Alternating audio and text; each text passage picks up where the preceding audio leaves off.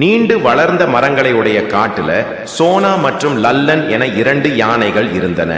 சோனா மற்றும் லல்லன் தலைமையில் ஒரு யானை கூட்டமே இருந்து எல்லா யானைகளுக்கு இது இரண்டும் தான் தலைவன் தலைவி. மிகவும் மகிழ்ச்சியாக அவர்களது வாழ்வு இருந்தது. பின்பு குளிர்காலம் முடிந்து கோடை காலம் ஆரம்பமானது. இதனால் ஆறு குளங்களில் நீர் எல்லாம் குறைந்து நீர் வறட்சி ஏற்பட்டது.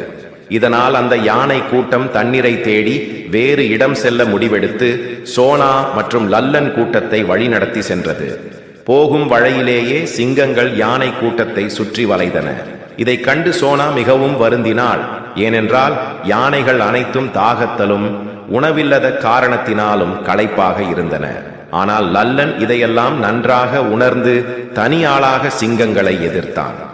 சிங்கங்கள் லல்லனின் வால் பகுதியை கடிக்க வேண்டும் என்று நினைக்க, ஆனால் லல்லன் அவற்றையெல்லாம் துக்கி விசிறி எறிந்தான். லல்லன் முன்னால நிற்க முடியாமல் சிங்கம் கோபத்தில் எல்லாம் தலை தெறிக்க ஓடியது. எதையும் எதிர்த்து நில், அது இருந்த இடம் தெரியாமல் அழியும்.